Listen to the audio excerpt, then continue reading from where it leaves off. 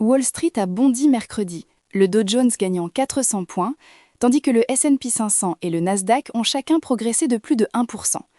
Le catalyseur tient en un mot: cessez-le-feu. Le président Trump a affirmé que le président iranien en avait fait la demande et les marchés ont réagi avant même que quiconque puisse vérifier l'information. Les compagnies aériennes ont grimpé, le pétrole a chuté, l'indice du dollar a glissé sous les 99,30, effaçant en une seule séance la majeure partie du rallye vers les valeurs refuges observées en mars.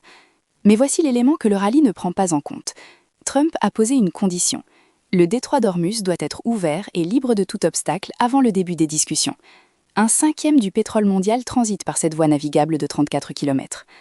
Larry Fink de BlackRock a averti la semaine dernière que le pétrole pourrait atteindre $150 le baril et déclencher une récession mondiale si l'Iran conservait un contrôle quelconque sur le détroit après la fin des hostilités. Jim Bianco de Bianco Research a qualifié l'effet économique de ce scénario d'incalculable, arguant qu'il élèverait de fait l'Iran au rang de superpuissance.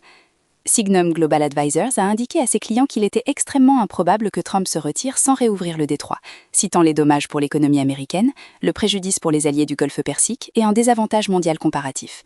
Tobin Marcus de Wolfe Research a offert une lecture plus nuancée. Trump pourrait être disposé à se retirer à terme si le coût de la guerre devient intolérable, mais pas de façon imminente. L'ancien stratège de JP Morgan, Marko Kolanovic, a été plus direct, avertissant que ce rallye ressemble davantage à un piège avant de nouvelles baisses qu'à une véritable désescalade. Le marché négocie un titre de presse, pas une résolution. Et l'allocution nationale de Trump mercredi soir pourrait soit confirmer une porte de sortie, soit réveiller une escalade, ciblant possiblement les sites nucléaires ou les infrastructures énergétiques de l'Iran.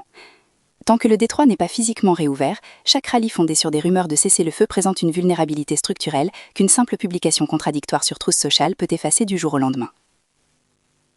Ce même décalage entre le récit et la réalité est apparu dans un domaine très différent mardi matin.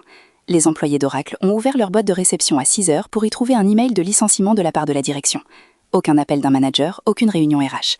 L'accès au système de l'entreprise a été coupé immédiatement. TD Cowen estime que ces suppressions de postes pourraient atteindre 20 000 à 30 000 travailleurs, ce qui en ferait le plus important licenciement technologique de 2026.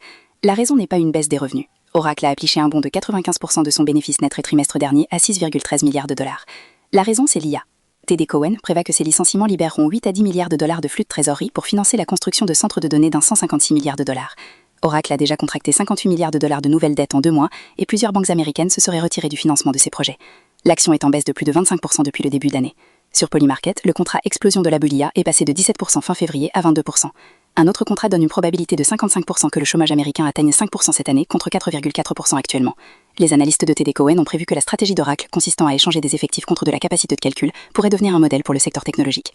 Steve Eisman, l'investisseur de The Big Short, a noté que les spreads des credit default swaps d'Oracle avaient atteint leur plus haut niveau depuis 2008, tout en écartant le risque de faillite, qualifiant le marché des CDS d'extrêmement illiquide.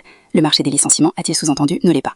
Pendant ce temps, SpaceX a déposé confidentiellement un dossier pour ce qui pourrait être la plus grande introduction en bourse de l'histoire, visant une valorisation de 1,75 billion de dollars pour une cotation en juin. 21 banques sont mobilisées sous le nom de code Project Apex. La juxtaposition est frappante. Une entreprise licencie 30 000 personnes pour s'offrir des infrastructures d'IA, tandis qu'une autre lève 75 milliards de dollars pour construire des centres de données dans l'espace. Les capitaux circulent. La question est de savoir s'ils se dirigent vers la productivité ou vers un second cycle d'investissement massif de type .com sans rentabilité réelle. Cette question a désormais une réponse formelle de la Réserve fédérale elle-même. Des économistes de la Fed de Saint-Louis ont publié un document soutenant que l'optimisme lié à l'IA fonctionne comme un choc de nouvelles classique qui alimente l'inflation, que la technologie tienne ses promesses ou non. Le mécanisme est simple. Les ménages interprètent l'adoption de l'IA comme un signal de futures augmentations de salaire et dépensent davantage aujourd'hui. Les entreprises y voient une promesse de gain de productivité et investissent massivement dès maintenant. Ces deux forces produisent ce que les auteurs appellent une poussée inflationniste de la demande globale. La croissance de la productivité globale des facteurs n'a été que de 1,11% par an en moyenne depuis le lancement de ChatGPT en 2022, soit moins que la moyenne historique de 1,23%. Le battage médiatique dépasse la production réelle. Les auteurs font un parallèle direct avec l'ère Internet, paraphrasant Robert Solow. Les ordinateurs sont partout, sauf dans les chiffres de la productivité.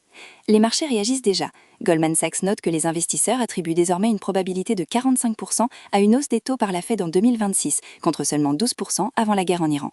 Goldman n'est pas d'accord, la firme prévoit toujours 2 baisses cette année, arguant que le choc pétrolier actuel est moins grave que celui des années 1970, que le marché du travail s'assouplit et que les salaires croissent à un rythme inférieur à l'objectif de la Fed. Cependant, le sous-indice ISM des prix payés a bondi à 78,3 mercredi contre 70,5, bien au-dessus du consensus de 73, signalant une intensification des coûts de production qui complique la tâche de la Fed. L'ensemble des preuves suggère que les taux resteront élevés plus longtemps plutôt qu'un mouvement rapide dans un sens ou dans l'autre. La Fed est prise entre un choc pétrolier qu'elle ne contrôle pas et un cycle d'investissement en IA qu'elle ne souhaite peut-être pas refroidir.